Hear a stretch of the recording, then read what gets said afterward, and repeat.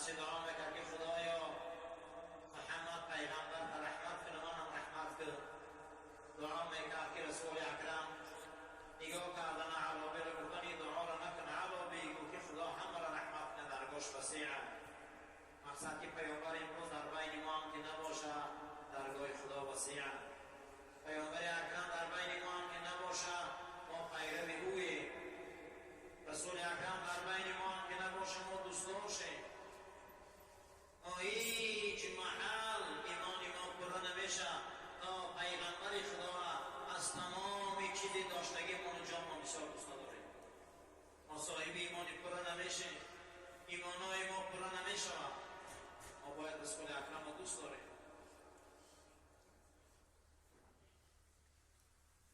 سحر، همین سحر بود زمانی که الجزیره رو تماشا میکردم، ناگهان سخن رانی پرزیدنت فرانسیا را 42 مینوت من گوش کردم که به الجزیره صحبت کرده، گفت خودش قسم به مقدسات میخورم، گفت من نسبت محمد پیغمبر مسلمانان اخبار ندارم،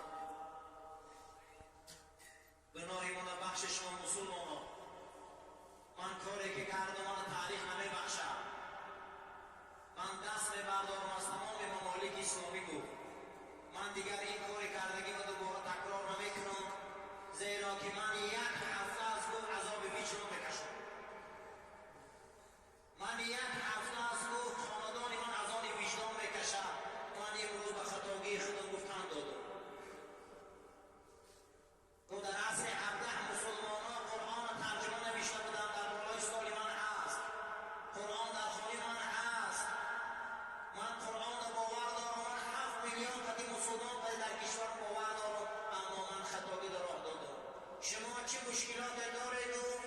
با همون شرط ابدا که نگوه شبکه دولتی نیست، اما من خطاگی را اقرار میکنم، اما من خطاگی را گپ میزنم که من بیهوده رسیدم، در یک هفته به آبروترین انسان شدم، اینقدر من نفرت کردم.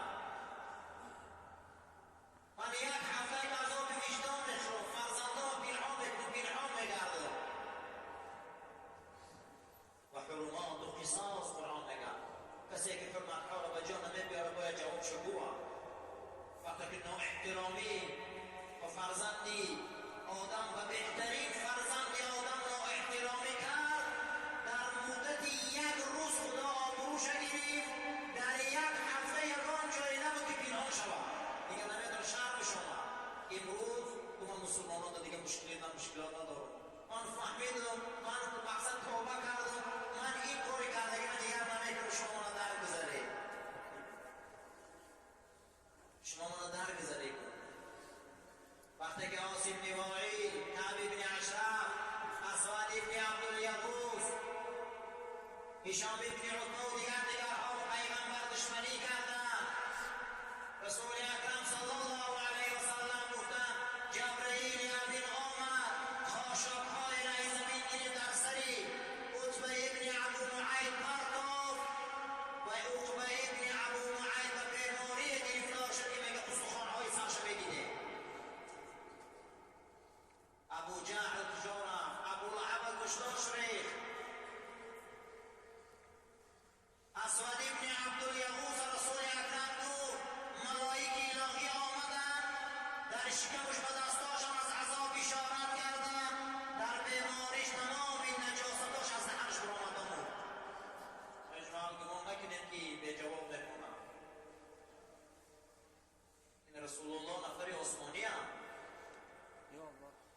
رسول الله نفر هستند که در این زمین برای ما آرامش آوردن، برای ما رحمت آوردن، در 23 سال پیغمبریشان یک کس غلام نکردن، اما هزارها شاه آمد، هزار غلام داشت، هزار خدمتگار داشت، هزارها رحمت به او رحمت للعالمین که کشنگ غلامی را شکستند. یک انسان در زمین آمدن، روز قدم زدن در زمین غلغله سر شد، روز پیغمبر شدن در زمین غلغله سر شد. این شما افزانه که امروز هم زمین آرام نمیگیرد، در یک به احترامی طول 10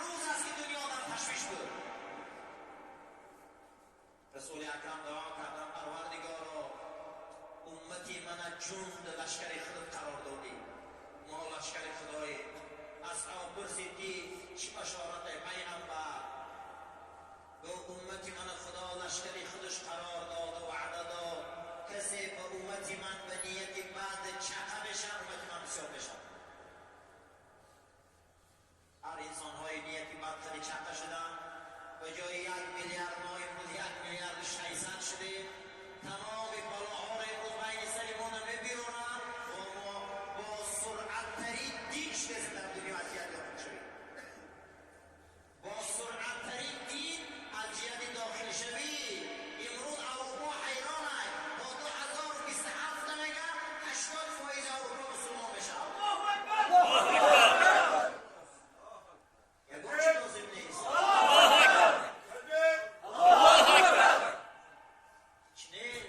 اسلام به هیچ در همه جا آمده است.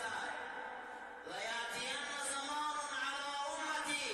یک روز خدا میرسد و ابن عون شخیره که شب و روز در تمام دنیا رفته رسید. دینی منم رنگی شب و روز در خانه و یوم درویا. او بعز عزیز او بظل ظلیل. اما دینی من آدمان عیسی تو عبرومت یک وقتی که اونجا رفت اگر قبیلا عمل کردن اگر زید برآمدن خارشون میکنن. کسی که به این دین رسید خار شد. کسی به این دین رسید وای مرحولش. کسی قبیل کسی اندکن که زندگی کند عزت یافت و آبرو یافت. او بعز عزیز او بظل ذلیل. امروز این دین به یگان تبلیغ و به یگان زوراوری تمام خاندان اروپا و امریکا رفته در آمده است. روزی دستیم حقیقت و آرماناش همه گرفتستیم. امروز میفهمن مثل صبح صادق این دین روشن است. کفیل این رسول اکرم است. جیمز ویبر یکی از عالمانی امروز آکسفورد بریتانیا کبیر مینویسه رساله دکتریش که درباره 100 مرد تأثیر بخش دنیا میگه اگر این مرد اولین مرد تأثیر بخش در تاریخ میگه محمد پیغمبر مسلمان است. این یهودی است. رساله دکتریش رو مینویسه میگه این مرد روزی گفت که من پیغمبرم. من دین خدا و مردم دعوت میکنم. این در یک مرد ایمان آورد نامش ابوبکر بود. این در یک کودک ایمان آورد نامش علی بود. این در یک زن ایمان آورد نامش خدیجه بود. اینها را از مکه بیرون کردن. این روز با 140,000 سپاهی مکه آمد. اما کسی را غم نداد و زار نداد. گوشی کسی را نکشید. پیغمبر گفت کسی که از غلاف شمشیر را بیرون میکنه من از او راضی نیستم. وقتی که این آمد گفت این رفت با 4 کس با 140,000 آمد. زمانی مرگش در شما دانه که اینها 400,000 نفر بودن. ای 4 کس به 400 رسید. گفت ای عمری دروغ کوتاه است. دروغ خوب دوام کنه 100 سال دوام میکنه. اینا 1400 سال شدن 1 میلیارد شدن. معلوم است که مرد دروغ نمیگه. معلوم است که این دینش دروغ نیست. دین این افسانه نیست. روز تا روز محبا را بینی. روز تا روز جمع شدن بینی. روز تا روز آمدن بینی. از زبان 1.5 میلیارد انسان در از نام رسول الله صدا داده میشه.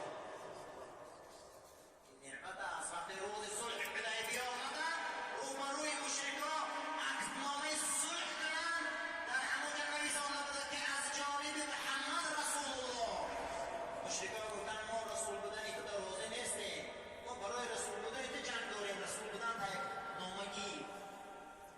پیغمبر نام خودشان از نامه چکار کردن رسول الله را گرفتن که سوره فتح نازل شد که محمد رسول الله در اوجه تازه میکنی اکنون ما در قرآن بنویسیم که رسولی و یا خرسندی کردن که تو نام تا از اون سازشنامه گرفتی نه محمد رسول الله الذین معهم. این محمد رسول من است. قطعی کسایی هستند که اشداء علی الکفار و کافران سخیرند و رحماء بینهم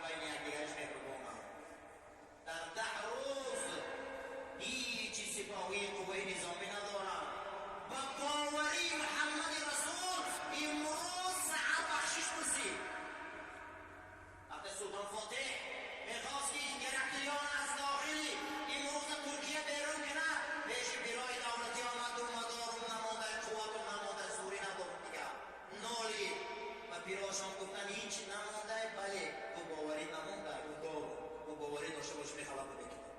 امروز باوری مسلمان ها یک بار دیگه نشان دادن مرا. باوری داریم